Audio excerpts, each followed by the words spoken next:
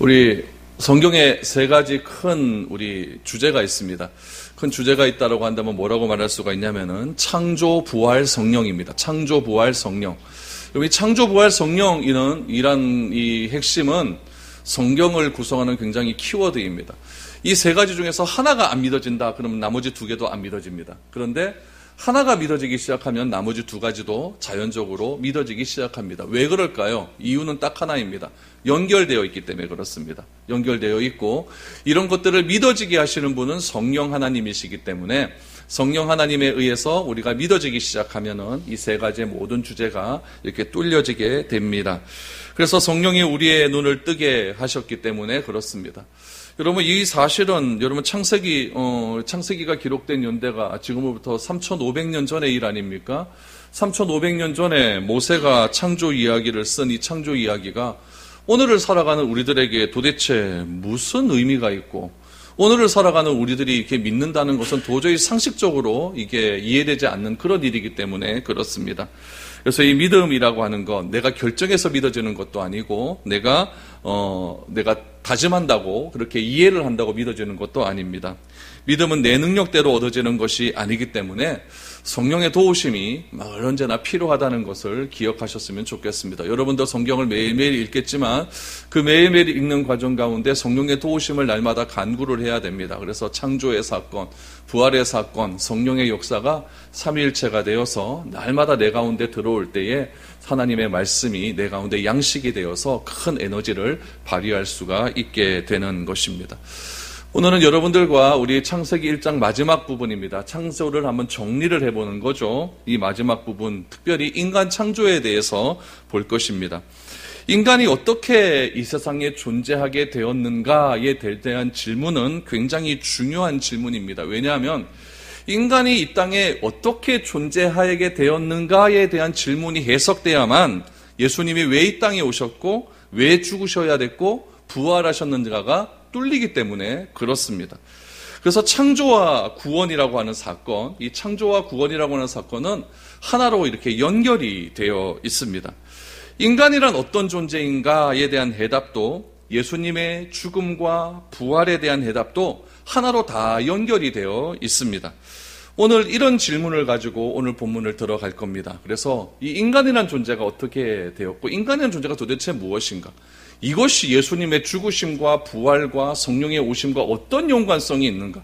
이 구원과 어떤 연관성이 있는가? 여러분 이것을 오늘 살펴볼 겁니다.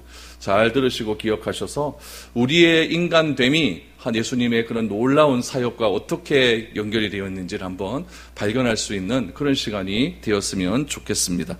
26절 말씀부터 먼저 한번 보시죠. 하나님이 이르시되 우리의 형상을 따라 우리의 모양대로 우리가 사람을 만들고 그들로 바다의 물고기와 하늘의 새와 가축과 온 땅과 땅에 기는 모든 것을 다스리게 하자 하시고 라고 말합니다. 지금까지 하나님께서 창조하신 모든 것들을 한번 바라보시면은 정리해 보면은 공허함이 있었습니다. 흑암이 있었습니다. 깊음이 있었습니다. 그런 모든 것들을 어떻게 하셨느냐? 나누십니다. 나누시고 종류대로 하나님께서 정리를 하시면서 질서 있게 하나님께서 그렇게 창조를 해 주셨습니다. 그리고 하나님께서는 우리의 형상, 우리라고 하는 이 복수 형태를 사용하시면서 하나님께서 인간을 창조하시고 세상을 창조하신 것은 하나님의 단독적인 사역이 아니라 성부 하나님, 성자 하나님, 성령 하나님의 연합적인 그런 사역임을 우리에게 말씀을 해 주십니다. 성부 하나님, 성자 하나님, 성령 하나님께서 의논하신 결과 어떻게 인간을 만드시기로 그렇게 하셨냐면은 우리의 형상들 따라 모양대로 사람을 창조하기로 만들기로 하셨습니다. 인간을 만드실 때 특별한 단어가 나옵니다. 그것은 뭐냐면은 형상과 모양이라는 단어입니다. 이것이 여러분 굉장히 중요합니다. 인간의 출발, 인간의 근원은 어디서부터 시작을 해야 되냐면 어디서부터 찾아야 되냐면은 형상과 모양이라는 말 속에서 찾아야 됩니다. 하나님의 형상과 모양이라고 하는 그 뜻은 무엇이냐면 하나님이 존재하신다라는 뜻이죠. 존재하지 않는 분의 형상과 모양은 말할 수가 없는 것이죠. 존재하신 하나님의 형상과 모양을 따라서 그렇게 인간을 만드셨다라는 겁니다. 어떤 사람은 이렇게 이야기합니다. 형상 그러니까 어떤 외적인 모습, 모양 그러니까 이 모양은 내면적인 것을 가리킨다라고 이렇게 주장을 하는 사람도 있지만 하나님은 여러분 영이십니다. 영이시기 때문에 어떤 형상과 모양이 있는 그런 분은 아니십니다. 형상이라고 하는 히브리 말은 뭐냐면은 첼렘이라고 하는 말이고 또 모양이라고 하는 말은 테무드라고 하는 말입니다. 이 형상과 모양을 설명하기 위해서 제가 번역본을 굉장히 많이 봤어요. 많이 보니까 영어 성경에는 이렇게 나와요. 형상이라고 하는 말을 이미지라는 말은 이해하시죠? 저 사람의 어떤 이미지라는 것이고 또 모양이라고 하는 걸 라이크니스, 담다. 아버지가 아들을 담다라고 할 때 라이크니스라고 하는 영어 단어를 쓰는데 그 담다라고 하는 그런 의미를 사용하고 있습니다. 그러니까 하나님의 형상과 모양을 따라 인간을 만들었다라고 하는 것은 왜 이렇게 표현을 했냐면은 도무지 표현할 수 있는 방법이 없기 때문에 그렇습니다. 방법이 없어요. 하나님의 형상, 하나님이 세우신, 하나님이 만드신 그 거룩한 창조의 세계를 인간의 제한된 언어로 어떻게 표현할 수 있는 방법이 없는 겁니다. 그래서 어떻게 했느냐? 형상과 모양이라고 하는 단어를 끄집어낸 겁니다. 끄집어내어서 우리 인간 가운데 하나님의 형상과 모양을 집어넣어 주셨다. 이런 정도로 이해를 하시면 제일 좋을 것 같습니다. 그래서 우리 마음 가운데에는 하나님의 형상이 있습니다. 하나님이 이렇게 눈, 코, 입이 있고 우리의 머리가 있고 이건 아닙니다. 그렇죠? 이건 아니에요. 이건 아니고 하나님의 형상과 하나님의 모양이 있다는 것은 하나님이 가진 거룩하신 그런 마음들, 하나님이 가지고 있는 거룩하신 생각과 또 속성들, 성품들 그런 것들을 인간에게 그대로 집어넣어 주셨다라고 하는 그런 의미로 우리가 생각을 하면 좋을 것 같습니다. 그래서 인간은 하나님의 형상과 모양대로 지음을 받았다. 여기서 출발하는 겁니다. 이것이 굉장히 중요하다는 것이죠. 하나님이 인간의 형상과 모양대로 인간을 창조하셨다라고 하는 것을 우리가 유지하느냐 유지 안 하느냐에 따라서 인간을 바라보는 관점이 다 달라지기 시작을 합니다. 여러분 유물론이라고 하는 그런 생각들이 있어요. 유물론이라고 하는 것은 무엇이냐면은 인간이라고 하는 존재를 하나님의 형상과 모양으로 보는 것이 아니라 물질로 보는 겁니다. 그러니까 인간이나 이 컵이나 생물이나 다 물질이라는 거예요. 물건이라는 거예요. 이거 여러분 이게 조금 깨졌어요. 그럼 어떻게 합니까? 깨서 내다 버리면 되잖아요. 그렇죠? 사람도 그렇게 보는 거죠. 유물론자들은. 그래서 사람이 내 마음에 좀 안 든다 그럼 죽여버리면 돼요. 이런 예들이 우리 역사에 보면 많이 나와요. 우리 독일의 나치주의자들은 유대인들을 600만 명을 죽여버렸습니다. 왜 죽였을까요? 나치주의자들이 생각하는 인간의 형상은 유물론이기 때문에 그렇습니다. 인간이 물질인데 나와 생각을 달리하는 사람들인데 뭐 그렇게 중요하냐 그래갖고 인간 하나 죽여버리는 것을 별 그렇게 양심의 가책을 느끼고 그렇게 생각을 하지 않는 겁니다. 이슬람 극단주의자들도 한번 보십시오. 자신 인간을 유물론으로 보기 때문에 별로 그렇게 중요한 존재로 보지 않기 때문에 비행기를 납치해서 그냥 미국의 빌딩을 들어박아 버리는 일들이 일어나지 않습니까? IS 단체는 어떻습니까? 자기와 맞지 않는 사람들은 다 적구리 수도로 간주해서 다 칼로 베버리는 그런 일들이 일어나게 되는 거예요. 그래서 인간을 우리가 어떤 식으로 바라보느냐는 그런 의미에서 굉장히 중요합니다. 내 옆에 있는 사람이 하나님의 형상과 모양대로 창조되었다라고 하는 것과 내 옆에 있는 사람을 그냥 물질로 하나로 보는 것과는 천지 차이가 있는 거죠. 진화론자는 사람들을 어떻게 볼까요? 상대적으로 봅니다. 그래서 나와 마음에 맞는 사람은 좋은 거예요. 나와 마음에 들지 않는 사람은 나쁜 거예요. 이런 식으로 상대적으로 인간을 바라보게 되면은 인간이라고 하는 존재가 굉장히 하찮은 존재가 되어버릴 수밖에 없는 것이죠. 그래서 인간의 가치를요, 우리는 꼭 기억해야 될 것은 무엇이냐면은 하나님의 형상과 모양대로 지음받은 존재다라는 것으로 우리가 사람을 바라봐야 되지, 인간을 유물론적으로, 인간을 돈의 가치로, 인간을 권력의 가치로 그렇게 바라보기 시작을 한다면은 여러분 인간에 대한 존엄성은 다 사라질 수밖에 없는 겁니다. 그런 의미에서 하나님께서는 사람을 물질로 만든 것이 아니라 하나님의 형상과 모양대로 존엄 있고 귀하게 우리를 만들어 주셨다는 이야기입니다. 그래서 여러분 다시 생각해 보세요. 하나님의 형상과 모양대로 사람이 창조되었다라고 하는 이 절대적인 기준, 이해되시죠? 절대적인 기준으로 사람을 바라보게 된다면은 교회의 공동체에 일원된 모든 사람은 다 귀합니다. 그렇게 될 수밖에 없죠. 제가 어떤 교회 집사님 한 분이 저에게 찾아와서 이런 이야기를 한번 했다가 그 집사님 내가 혼쭐을 냈습니다. 자기 교회에 누가 나오냐면은 그 군수가 나온대요. 군수 나오는 거하고 뭔 상관입니까? 그거? 군수 나오면 교회 가치가 올라갑니까? 그런 건 아니잖아요. 군수가 나오니까 우리 교회는 아주 이제 나중에 뭐 대단하게 될 거다. 이래 얘기를 해요. 그래서 군수 나온 거하고 교회하고 뭔 상관이냐, 그게. 군수도 사람이고, 군수도 죄인이고, 그런데 뭐 그러냐 하면서 뭐락해버렸어요. 뭐락해버리고. 그래도 목사님이에요. 그래도 목사님. 뭐, 그래도 목사님이고 자시고, 뭐, 그 사람도 사람이고, 나도 사람인데. 그 사람하고 그럼 다른 사람한테 따로 그렇게 오는 사람하고는 차별성 둬야 되냐라고 하면서 내가 막 뭐락해버렸어. 그랬더니 연락 안 오더라고요. 여러분, 인간이라고 하는 존재를 절대적인 가치로 봐야 됩니다. 그래서 하나님의 형상과 모양대로 만들었다. 라고 하는 절대적 가치로 우리 교인들을 바라보아야 됩니다. 어떤 분들을 바라볼 때 나보다 조금 못하신 분이 있을 수 있어요. 그렇죠? 어떤 분을 바라볼 때 나보다 조금 더 잘하신 분들이 있을 수가 있어요. 그것에 따라서 내 기준이 흔들려 버리면 그건 상대적인 가치로 바라보는 거예요. 그러나 나보다 조금 못하신 분이라 할지라도, 나보다 조금 나은 분이라 할지라도 그 모든 분들이 하나님의 형상과 모양대로 지음을 받은 분이라는 그런 기준이 우리 가운데 철저하게 존재할 때에 모든 사람은 평등할 수 있는 겁니다. 모든 사람은 하나님의 기준 안에서 하나님의 형상과 모양대로 창조된 그런 사람이라는 것을 우리는 기억하게 되는 겁니다. 그래서 그런 존재가, 인간이 그런 존재다라고 하는 그런 시각으로 모든 사람을 바라보게 되면은 우리는 우리의 이웃을 함부로 대할 수가 없게 되는 거예요.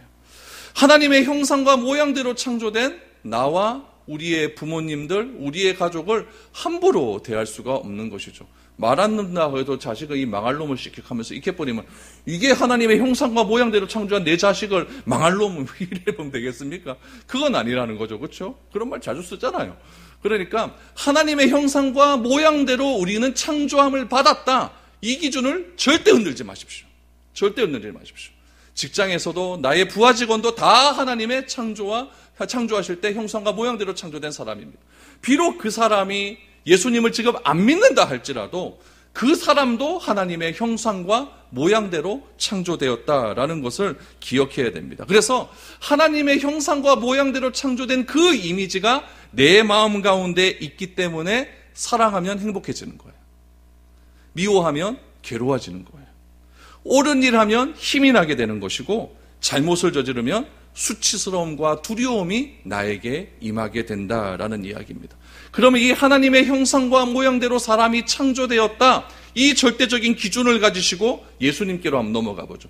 이 기준을 가지고 예수님께서 이 땅에 왜 오셨을까요? 오신 이유가 분명하겠죠? 무엇입니까? 우리가 죄된 인간이 하나님의 형상과 모양이 또 창조된 그 하나님의 원형이 무엇인지를 잘 모르기 때문에 그래요.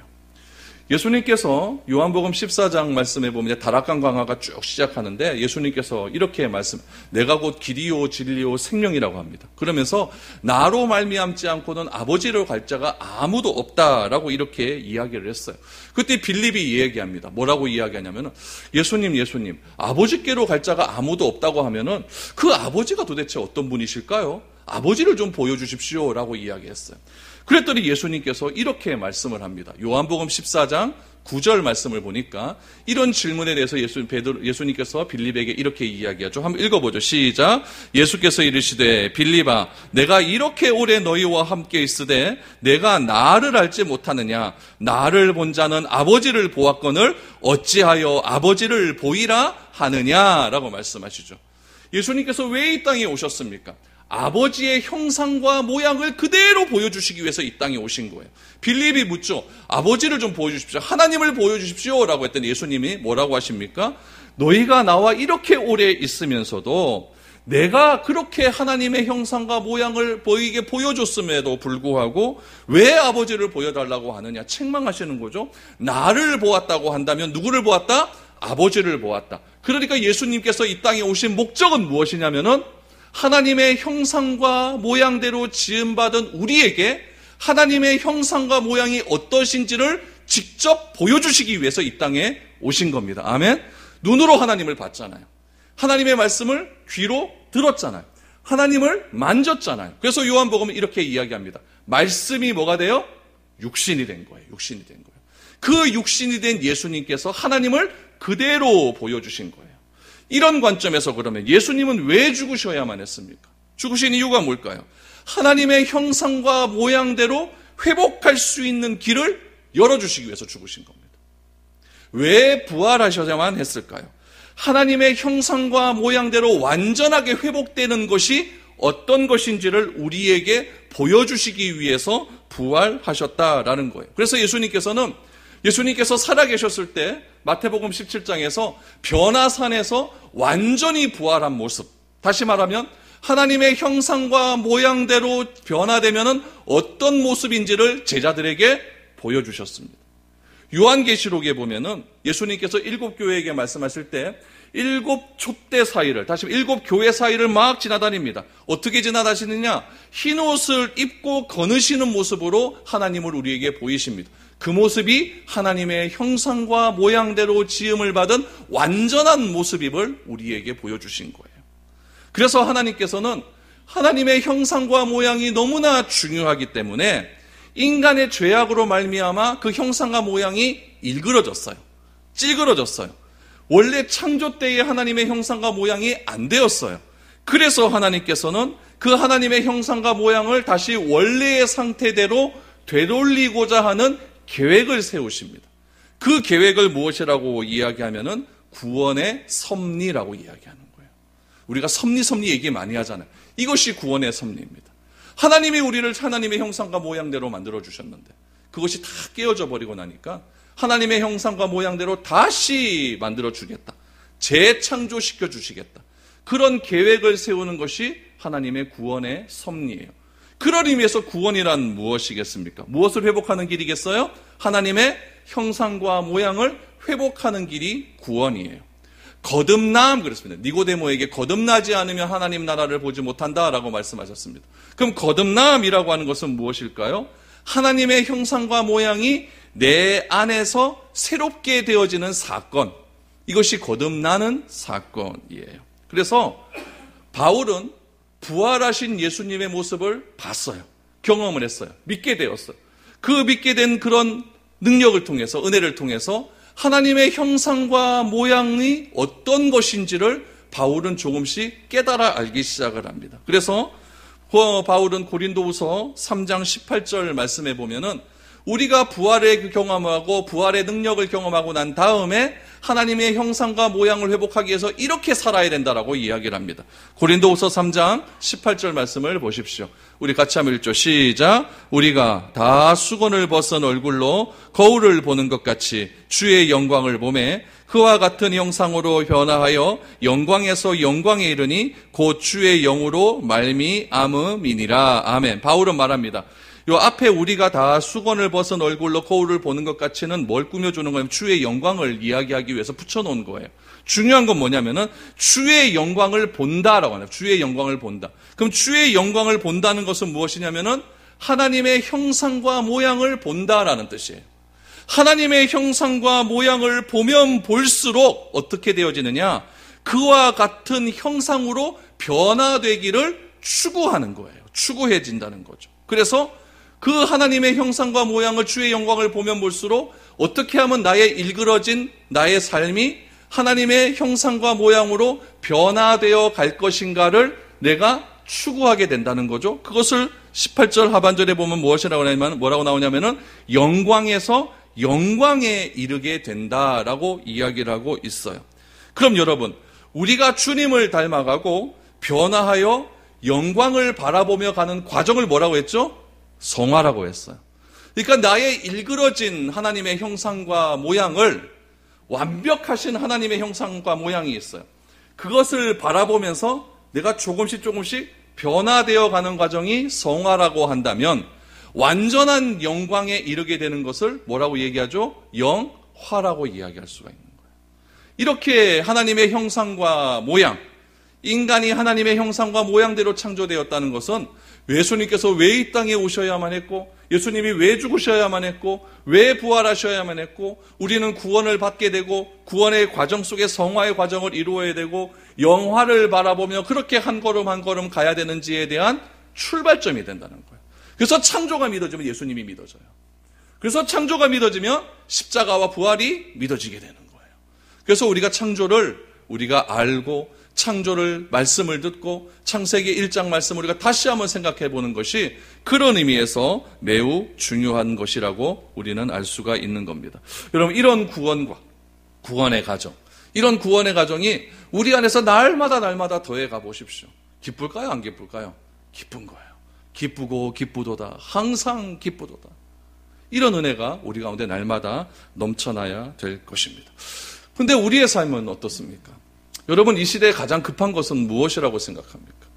나에게 가장 급한 것은 무엇이라고 생각을 합니까? 제가 이렇게 질문을 딱 드리면 여러분들이 머릿속에 딱 떠올려요. 나에게서 가장 급한 것은 뭘까? 딱 떠올려야 됩니다. 그럼 예수님에게서 답을 찾아야겠죠? 예수님께서 이 땅에 탁 오셨습니다. 2000년 전에 유대인들이 가장 급하다고 생각했던 것은 무엇이 있었을까요? 뭐가 가장 급했을까요?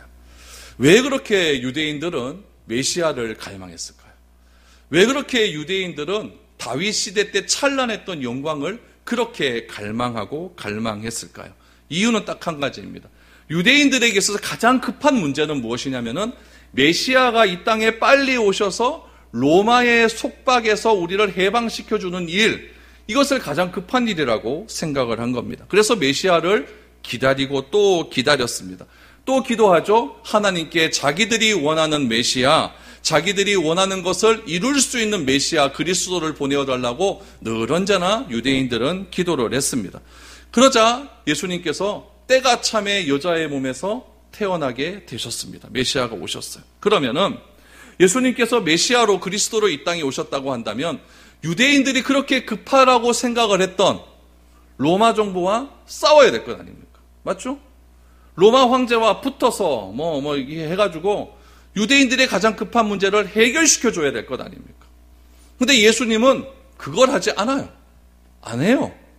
로마와 정부와 싸우고 그런 일을 안 하십니다. 왜 안 하셨을까요? 예수님께서는 유대인들이 급하다고 생각하는 그 문제와 예수님 자신이 급하다고 생각하는 문제가 차이가 있기 때문에 그래요. 그럼 예수님이 급하다고 생각하는 것은 무엇이었을까요? 무엇이 그렇게 급하셨길래 예수님은 유대인들이 그렇게 가장 급하다고 생각했던 것을 뒤로 하셨을까요? 우리가 먹고 사는 일 얼마나 중요합니까? 애 대학 보내는 것도 중요하고 아파트 청약 당첨되는 것도 중요하고 내가 직장이 좀 잘 돼서 승진되는 것도 중요하고 노후 대책 갖는 거 그거 너무너무 중요합니다. 그러나 예수님께서는 하나님의 형상과 모양을 우리에게 친히 보여주셨고 모양과 형상대로 회복하는 일이 그 어느 것보다 중요하다라고 생각을 했습니다. 2000년 전으로 돌아가 보면은 유대인들이 생각하는 로마 정부로부터의 해방, 광복, 독립보다 더 중요한 것은 유대인들의 하나님의 형상과 모양으로 회복되는 것이 더 중요하다라고 생각을 하신 거예요. 그러니까 유대인들과 예수님과의 갈등은 거기서부터 계속되기 시작을 하는 겁니다. 예수님께서는 그런 일들을 가장 중요하다고 생각하셨기 때문에 예수님께서는 가장 중요한 일을 회복하기 위해서 십자가에서 죽으십니다. 그리고 부활하십니다. 그리고 약속하십니다. 내가 가면은 더 좋은 것이 너희에게 올 것이다. 그 약속대로 예수님이 승천하시고 10일 만에 성령께서 마가다락방에 임하기 시작을 한 겁니다. 그래서 예수님께서는 우리에게 가장 시급한 것은 세상의 그 어느 것보다 시급한 것은 하나님의 형상과 모양대로의 회복이라고 말씀합니다. 그래서 예수님께서는 가장 사역을 처음 시작하실 때 첫 번째 설교에서 이것을 말을 합니다. 먼저 그의 나라와 그의 의를 구하라. 그것이 무엇일까요? 그것은 바로 하나님의 형상과 모양대로 회복받는 일입니다.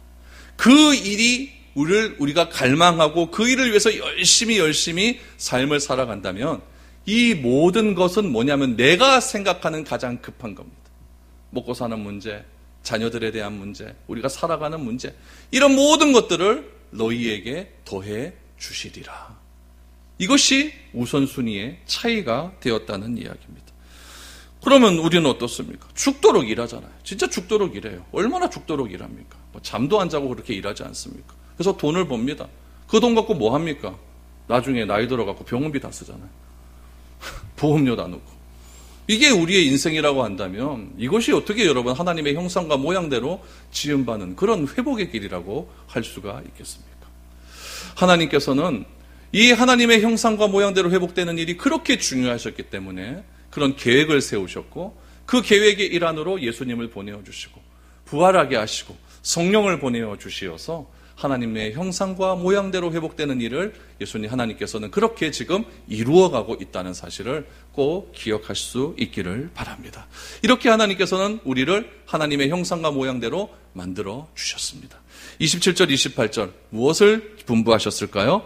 하나님이 자기 형상 곧 하나님의 형상대로 사람을 창조하시되 남자와 여자를 창조하시고 하나님이 그들에게 복을 주시며 하나님이 그들에게 이르시되 생육하고 번성하여 땅에 충만하라 땅을 정복하라 바다의 물고기와 하늘의 새와 땅에 움직이는 모든 생물을 다스리라 하시니라. 아멘. 하나님이 자기 형상대로 사람을 지으시되 남자와 여자를 창조하시고 중요한 게 나와요. 뭘 주셨다? 복을 주셨어요. 복을 주셨어요. 그러니까 하나님은 복의 근원이세요. 하나님은 복을 주시기를 원하시는 분이에요. 남자를 창조하시고 여자를 창조하시고 복을 주셨습니다. 그러니까 하나님은 어떤 분이시냐? 우리에게 복을 주시기를 원하시는 분이에요. 그런데 왜 사람들이 복에 목말라 할까요? 이유는 딱 하나입니다. 하나님이 주신 복이 복이라고 생각 안 하니까 목마른 거예요. 무슨 복이 복이라고 생각합니까? 내가 원하는 것이 이루어지는 것이 복이라고 생각하지 하나님이 창조하시고 하나님이 주신 복을 복이라고 생각 안 하니까 맨날 복 달라고 비는 겁니다. 이거를 잘 알아야 돼요. 무엇에부터 출발하고 무엇으로부터 시작하는가가 그래서 중요한 겁니다. 기도는 나로부터 시작하는 것이 아니라 하나님으로부터 시작을 해요. 이 간격이 좁혀지면 좁혀질수록 하나님이 원하시는 기도에 가까워집니다. 내가 원하는 복과 하나님이 원하는 복이 간격이 좁아지면 좁아질수록 하나님이 원하는 복을 갈망하게 되는 겁니다. 하나님은 우리에게 충만한 복을 주셨어요. 아브라함을 부르시고 아브라함에게 복의 근원이 될 것이라고 말씀해 주셨어요. 그 복은 어떤 복일까요? 하나님이 주시는 완벽한 복이었습니다. 그리고 하나님께서는 어떻게 하셨느냐? 남자와 여자를 창조하셨다라고 동등하게 창조하셨습니다. 동등하게 창조하셨습니다. 2장에 가서 남자와 여자의 창조에 대한 이야기를 좀 더 자세하게 해드리겠습니다. 그리고 그들에게 복을 주십니다. 어떤 복을 주셨느냐? 생육하고 번성하고 땅에 충만하고 땅을 정복하고 생물을 다스릴 것을 명령하셨습니다. 여기서 주목해야 될 것 무엇이냐? 남자에게 이런 복을 주셨습니까? 아니에요. 여자에게만 주셨습니까? 아니에요. 누구에게 주셨을까요? 남자, 여자 똑같이 주셨다는 이야기예요. 이것은 무엇이냐면 남자와 여자에는 존재의 우월이 없다는 이야기예요. 평등하다는 이야기예요. 그러므로 남자와 여자라고 하는 존재는 여러분 생물학적인 차이가 있을지 몰라도 하나님 앞에서는 동일한 존재입니다. 남자도 하나님의 형상과 모양대로 지음을 받았고 여자도 하나님의 형상과 모양대로 지음을 받았습니다. 이 사실을 내가 받아들일 때에 참된 관계가 형성이 되는 거예요. 여러분 남자와 여자가 하나님의 형상과 모양대로 지음을 받았다는 것을 부인하는 사람은 어떻게 하겠습니까? 여자를 하대합니다. 여성의 인권을 짓밟습니다. 옛날에 이런 말이 있죠. 보거와 부거와 여자는 때려야 합시다. 그래서 3일에 한 번씩 패야 된대요. 여러분 이것보다 잔인한 말이 어디 있습니까? 이것보다 잔인한 말이 어디 있어요? 남미에서는요. 초혼이 유행입니다. 여자아이를 12살 되면 시집을 보냅니다. 그래서 14살이 되기 전에 아이가 출산이 됩니다. 14살짜리 소녀는요, 부모와 어른들로부터 보호를 받아야 됩니다. 이 인간이라고 하는 존재는요, 한 20살이 넘어서야 부모로부터 독립이 되지, 그 이하로는 부모로부터 독립이 안 돼요. 뭐, 직업을 가질 수가 있습니까? 뭘 할 수가 있습니까? 애기 태어나면은, 애기가 돌 지나야 걷지, 동물하고는 달라요. 이 인간이라고 하는 존재는 부모라는 그런 테두리에서 보호를 받아야 되는 그런 존재이기 때문에 만 14살 되는 소녀가 보호를 받아야 될 소녀가 아기를 낳는다. 이거는 무슨 의미냐면은 보호를 받아야 될 소녀가 보호를 해주어야 되는 존재로 변화된다는 이야기예요. 그럼 내가 보호를 받아갖고 가치관이 점점 새롭게 생성돼야 되는 그런 나이에 아직 완벽하게 생성도 안 된 애가 자기가 애를 낳아서 그 아이를 보호해야 됩니다. 그러면 그 인격이 어떻게 되겠습니까? 맨날 우는 거예요. 나는 왜 이렇게 살아야 되냐? 왜 이렇게 살아야 되냐? 이렇게 되는 이유가 무엇이겠습니까? 제가 다큐멘터리를 보니까 집에 아기들이 많아요. 가정을 어떻게 일으킬 수가 없어요. 그러니까 여자를, 딸을 파는 겁니다. 팔아가지고 지참금을 갖고 오게 해서 그 돈으로 가정을 세우는 거죠. 그런데 그 파는 아버지도 팔려가는 딸도 그것을 당연시해버립니다. 인간의 존엄이 다 사라지게 되는 것이죠. 하나님의 형상과 모양대로 지음을 받은 인간은 이런 대접을 받으면 안 됩니다. 안 되는 거예요. 하나님은 평등하게 남자와 여자를 창조했습니다. 조선시대의 여자가 여자로서 인정을 받았습니까? 아니잖아요. 못 받았습니다. 근데 복음이 들어오면서부터 여성이 여성다워지기 시작을 했어요. 하나님은 평등합니다. 하나님은 모든 것에서 남자든지 여자든지 아이든지 미성년자든지 노인이든지 하나님의 형상과 모양대로 지음받았다는 것을 인정하셨다는 사실을 중요시 여기시기를 바랍니다. 이렇게 하나님께서는 세상 모든 것들을 창조하시고 인간을 창조하시고 인간에게 명령을 내리셨어요. 그럼 여러분 여기서 우리 창조의 질서에 대한 세 가지 정리를 좀 해봐야 됩니다. 이거는 여러분 굉장히 중요한 정리입니다. 왜 하나님께서 창조를 하시고 이렇게 하셨을까? 세 가지로 여러분들에게 정리를 해드릴 테니까 이 정리함을 잘 기억하셔서 이 창조의 의미가 무엇인지를 다시 한번 생각해 보시길 바랍니다. 첫 번째로 질서는 하나님께서 구분하심으로 세워주셨습니다. 그러니까 질서라는 것은 하나님께서 어떻게 세워주셨느냐, 줄 서서 세워주신 거 아니라 구분하심으로 세워주셨다는 이야기예요. 낮과 밤을 구분하셨습니다. 땅과 바다를 구분하셨습니다. 생물을 종류대로 구분해 주셨습니다. 그렇게 구분하시고 뭐 하셨냐면 보시기에 좋았더라라고 감탄하셨습니다. 왜 그럴까요?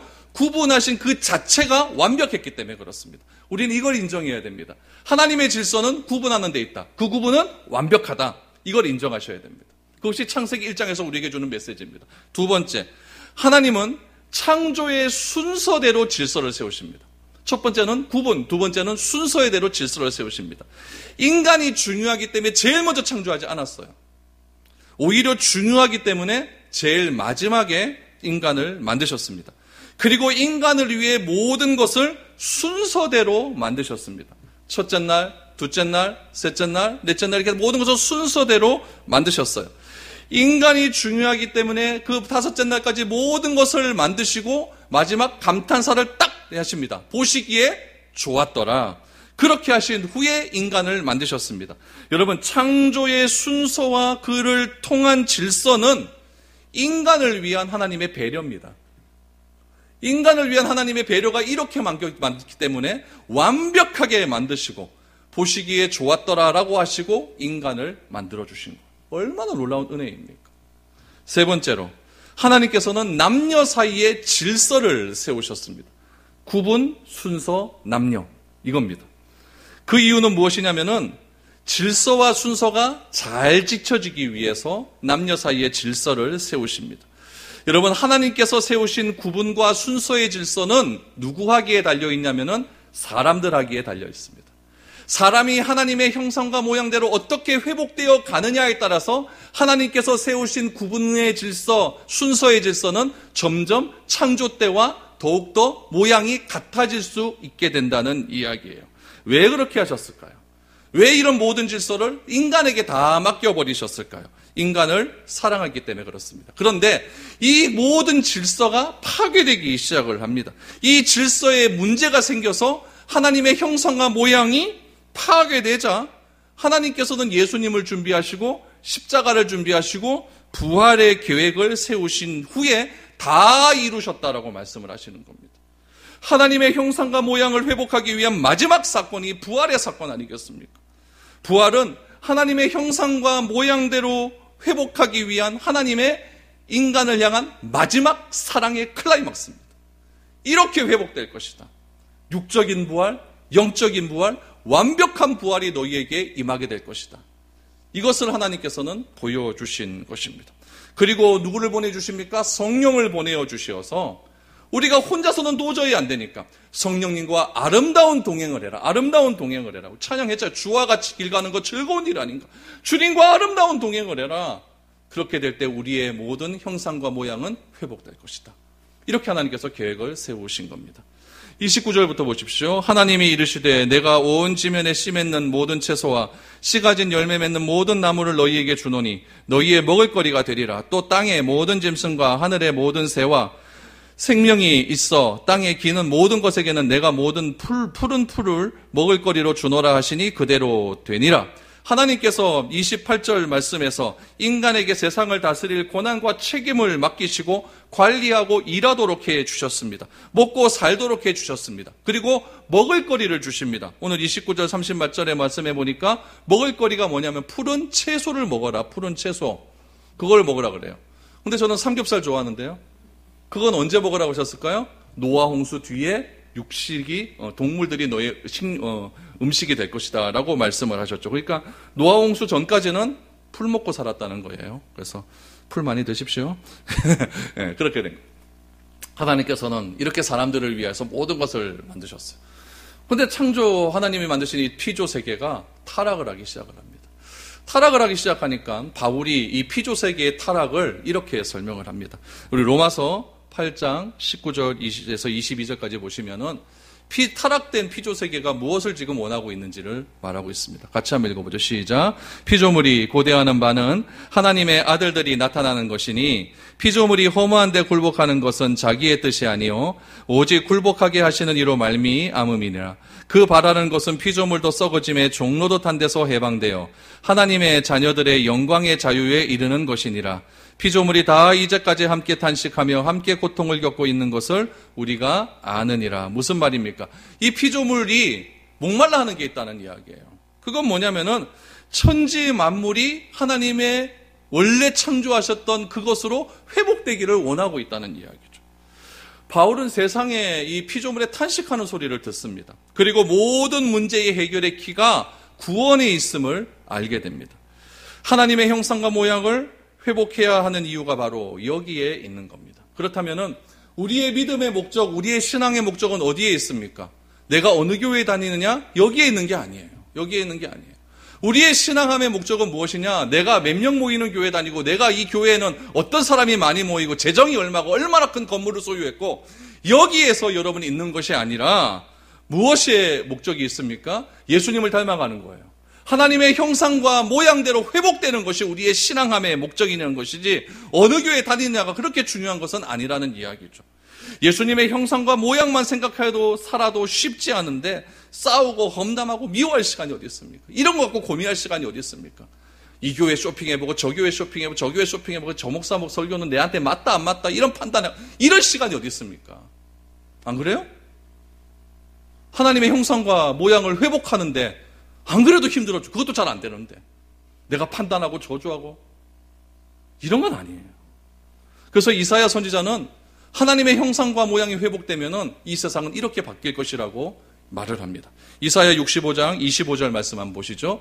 같이 읽습니다. 시작. 이리와 어린 양이 함께 먹을 것이며 사자와 소처럼 즙을 먹을 것이며 뱀은 흙을 양식으로 삼을 것이니 나의 성산에서는 해함도 없겠고 사함도 없으리라. 여호와께서 말씀하시니라. 아멘. 교회가 이런 곳이어야 된다는 이야기예요. 교회가 이런 곳. 하나님의 형상과 모양으로 회복되기를 갈망하는 사람들이 모여서 해함과 사함도 없이 서로 사랑하고 존중해주고 위로해주고 기도해주고 그리스도를 온전히 닮아가는 목적을 향하여 한 걸음 한 걸음 걸어가며 예배하는 곳, 그것이 교회가 교회됨의 목적이고 교회가 성경적인 교회로 그렇게 나아가는 것의 목적이 아니겠습니까?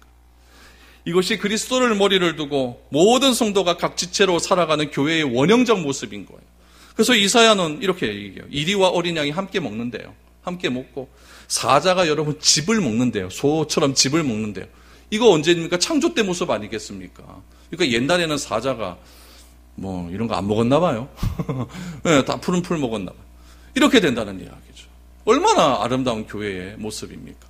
이런 교회의 모습을 이루어가는 과정은 인간을 어떻게 바라보느냐가 중요하다는 얘기예요. 내 옆에 사람은 어떻게 지었다? 하나님의 형상과 모양대로 지었다. 이것을 꼭 기억하십시오. 31절입니다. 하나님이 지으신 그 모든 것을 보시니 보시기에 심히 좋았더라. 저녁이 되고 아침이 되니 이는 여섯째 날이니라. 아멘. 무엇입니까? 하나님의 것은 다 선합니다. 남자도 선하고 여자도 선합니다. 하나님의 형상과 모형대로 창조된 모든 것들은 다 하나님이 보시기에 심히 좋은 겁니다. 그러므로 인간의 문제는 어디서부터 출발하느냐? 이 세상의 모든 문제는 인간이 어디로부터 출발을 했느냐? 그것을 모르는 것에서 시작합니다. 하나님의 형상과 모양이라는 본질을 못 치게 되면 인간이 겪는 문제들의 근원을 해결할 수 있는 길이 없습니다. 그래서 하나님은 인간에게 두 가지 길이 있다라고 이야기를 합니다. 하나님의 형상과 모양대로 그렇게 살아가는 길과 그것과 반대대로 살아가는 길입니다. 구약 성경 특별히 신명기에는 이렇게 이야기를 합니다. 축복의 길과 저주의 길이 있다라고 이야기합니다. 예수님은 이 길을 무엇이라고 얘기하느냐? 좁은 길과 넓은 길이 있다고 얘기하고 모래 위에 집을 짓는 자와 반석 위에 집을 짓는 자가 있다고 이야기를 하고 생명의 길과 사망의 길이 존재한다라고 이야기를 합니다. 내가 하나님의 형상과 모양대로 지은 그 사실을 인정하고 내가 그것을 회복하기 위하여서 말씀과 기도와 성령으로 날마다 거룩해지기를 하나님의 영광에 이르기까지 그렇게 날마다 갈망하는 삶을 산다면은 우리가 가는 모든 선택하는 길은 생명의 길이고 축복의 길이고 하나님께 인정받는 그런 길이 될 줄로 믿습니다. 그리고 다른 사람에게도 하나님의 형상대로 지음받은 존재임을 깨닫게 해주셔야 됩니다. 그것을 인정해야 됩니다. 너는 하나님의 형상대로 지음받았다라고 말만 해놓고 그 사람들에게 내가 제대로 된 사랑을 주지 않는다면 그건 말뿐이지 뭐가 되겠어요. 내가 그 사람에게 하나님의 형상대로 지음받은 존재라는 사실을 인정해 주었다고 한다면 그 사람에게 잘해 주셔야 됩니다. 잘해 주셔야 됩니다. 이것을 모르는 사람에게 전해주는 것을 뭐라고 할까요? 선교고 전도라고 이야기하는 것 아니겠습니까? 그 사람 안에 있는 하나님의 형상과 모양이 아직은 피어나지 않는 새순과 같지만 그 안에 있는 새순 안에 있는 씨앗을 보고 사랑을 해주는 겁니다. 나는 먼저 하나님의 형상과 모양대로 지음받았다는 존재임을 알았으니까 나의 삶을 통해서 그런 것들을 날마다 드러나게 하여 주시어서 아직까지도 이 사실을 모르는 사람들이 저 사람은 왜 저렇게 살까? 저 사람은 왜 저렇게 살까? 이런 궁금증을 유발하게 하여 주시어서 하나님과 형상대로 지음받은 존재는 이렇게 삶을 사는 것이다 라는 것을 드러내는 삶을 살아야 됩니다. 이것이 전도고 이것이 선교이기 때문에 그렇습니다. 그것이 세상을 바꾸는 진정한 길이고 혁명의 길이고 기쁨의 길입니다.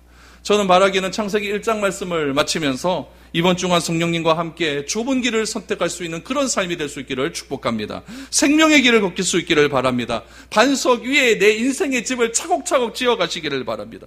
그리고 그 길을 모르는 하나님의 사람들에게 하나님의 형상과 모형대로 지음을 받은 존재라는 사실을 많이 드러내십시오. 이것이 남을 대접하는 방법이고 남을 용서하는 방법이고 내가 하나님께 창조함을 받았다라고 하는 것을 인정하는 방법이라는 사실을 기억하시기를 바랍니다. 성령님과 함께 동행함을 통하여서 아름다운 길을 늘 언제나 걸어갈 수 있는 저와 여러분들이 될 수 있기를 축복드립니다.